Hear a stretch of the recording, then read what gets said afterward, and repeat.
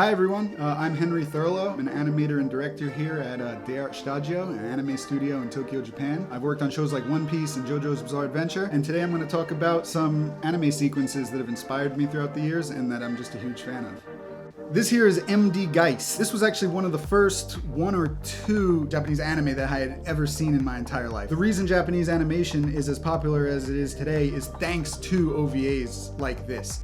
In terms of the animation, you can't really imagine what the final position of that liquid is going to be. So they probably just frame by frame actually drew how this liquid was splashing out of the character and everything was melting down. So I imagine the liquid is being animated very differently than the robot is. A few key frames of the robot is being drawn.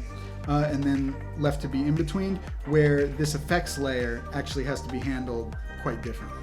I loved that Japan was producing productions like this, just absolutely insane, nothing like what was being produced in my own country. And so whoever was making projects like this, that's who I wanted to work with. So the reason I came to Japan is really thanks to OVAs like MD Geist. This is sequences from Perfect Blue, the first film by legendary director Satoshi Kon, one of my favorite anime directors. Just technically everything about them is completely perfect. Perspective, anatomy, like motion, lighting. Satoshi Kon was just a genius across the board. If you're looking for like very realistically rendered animation, I really don't think you can get better than Satoshi Kon, ever, in animation history, possibly. Whenever people ask me for my biggest influences, I always mention Genocyber. This is one of the series that got me into Japanese animation. When I saw this, I just saw imagery and just crazy, ultra-violent stuff that I never saw in animation anywhere. The whole movie, there was some action sprinkled throughout, but pretty much it was just a slow build-up to then this absolutely insane fight sequence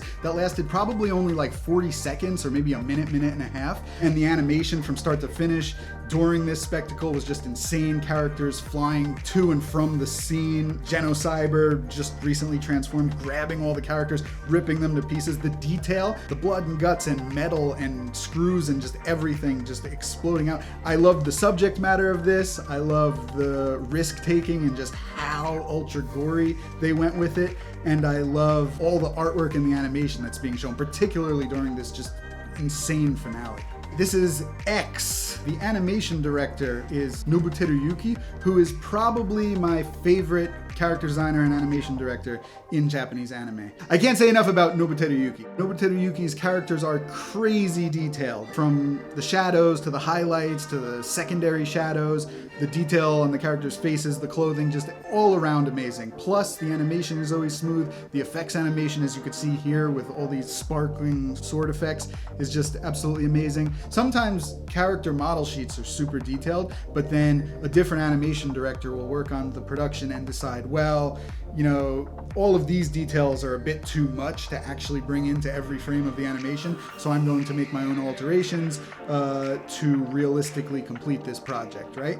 Whereas when Nobuteru Yuki decides this is how detailed the characters are going to be, he really makes sure every frame of every sequence in the whole animation is that detailed. As I'm watching it now, I haven't seen this for years, and I'm blown away once again. This is Vampire Hunter D Bloodlust. Vampire Hunter D was written by Hideyuki Kikuchi, and the director is Yoshiaki Kawajiri. The level of detail in this is insane. I don't think there is anything actually that compares to this. The film from start to finish is this quality, right? There's no dip in quality at any point in the movie. Just from the very first sequence of the movie to the very final sequence of the movie, you have just the most detailed anime drawings you've ever seen. Because every single drawing, every single in-between is a work of art. There's the normal color, the highlights, the shadows, the secondary shadows, the areas designated for black, effects layers on top of that. There's an interview in the DVD actually on this, I think, that the animators are talking about how every single in-between takes over 2 hours. They really super slowly sat and drew every drawing with precision. They didn't care about how long it took to get done with that drawing. It was seeing films with this absolute insane level of detail that actually inspired me to come to Japan. Even if I'm just an in-between animator or I'm towards the bottom, just so long as I'm in the industry that is making this amazing thing, that's where I want to be. That was kind of my mind frame when I came to Japan. This is Demon City Shinjuku, another Hideyuki Kikuchi, Yoshiaki Kawajiri combination. Story by Hideyuki Kikuchi, film by Yoshiaki Kawajiri. This was, I think, the first anime I ever owned on VHS. The quality, the art, everything is amazing, but at the end of the day, for me, I think the thing that drew me in was just the subject matter. Back in my day, there wasn't so much anime available, right? So there was something different about Japanese anime storytelling. They're fighting demons to the death with giant explosions and chopped off heads and, just monsters and people turning into bats and just all this crazy imagery that I absolutely never saw anywhere else. I finally got the ending and the types of fight scenes and imagery that I wanted to see in everything, but nothing would give me. Only Japanese anime would give me that. This sequence is from Birdie the Mighty Decode, probably my favorite series director, Kazuki Akane. In relation to other sequences, I spoke about how much I love old school just detail. This is an example of where all of that detail that I said I loved was sacrificed. There's no shadow layers, there's no highlight layers.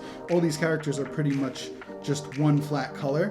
But what you gain from that sacrifice is just absolute insane motion. They move everything from the character to the floor, to the walls, to the sky, is all on a layer that can be manipulated. So you don't know what aspect of the background is going to explode next. You don't know where the character is going to jump next, because everything is manipulatable. This amazing animation sequence is also in the middle of an amazingly directed series with a great story. So while I'm watching this story and really excited to see what happens next, all of a sudden then I'm treated to this just spectacular animation. That's why I prefer the art form of animation over any other. When it is a good story with great music and great direction, and then you get this level of stimulation via just absolutely insane animation sequences, it really is just the ultimate art form for me. The reason that the current Sakuga style got popular is thanks to series like Birdie the Mighty Decode. This wasn't the standard before this series. They were trying something kind of new with this one. Let's simplify everything, but then, also change everything to an animation layer, and then just see how far we can push the non-stop motion. And because they did that, this style became popular. All right, everyone, this is my favorite. This is my favorite anime. There, I said it. This is my favorite anime. This is the anime that got me into Japanese animation. This is Yoma, a 2-episode OVA from 1989. When it came out in America, and the way that I originally rented it, it was called Curse of the Undead Yoma. And then when it got re-released on DVD in the West, they renamed it Blood Rain. It doesn't have any of the crazy new age Sakuga style animation. However, just the way the characters are drawn, I think, is awesome. I love the color schemes. It's like a pastel-y color scheme for this sequence. Every scene has a really different palette, right? In the first OVA, it was a really, dreary, dark village where they fought these spider demons, and there was a lot of dark blues and blacks in that one. In this second episode that we're looking at here, this is one morning after he wakes up, and so you've got this, like pink kind of pastel-y color, which really clashes with the subject matter, right? Like the colors are actually quite beautiful, but what's happening is a ninja is having a death match with a whole bunch of these undead Yoma characters, cutting them all to pieces and blood spraying everywhere. And this embodies everything I love about Japanese anime. Hyper detailed characters, storylines unlike anything I've ever seen in the West. Obviously in the West, I've never seen ninjas based off of actual Japanese ninja clans fighting Yoma, which are Japanese, historic kind of folklore-esque monsters, right? So if it wasn't for this OVA, I definitely wouldn't have gotten into Japanese anime to the level I did, I don't think. Because while I really enjoyed all of the other things that I had watched, I wasn't obsessed with anything like I was to the level of Yoma here. I'm Henry Thurlow. Thank you for watching. These are sequences that inspired me throughout the years. I hope you enjoyed watching them and feel as inspired by them as I did.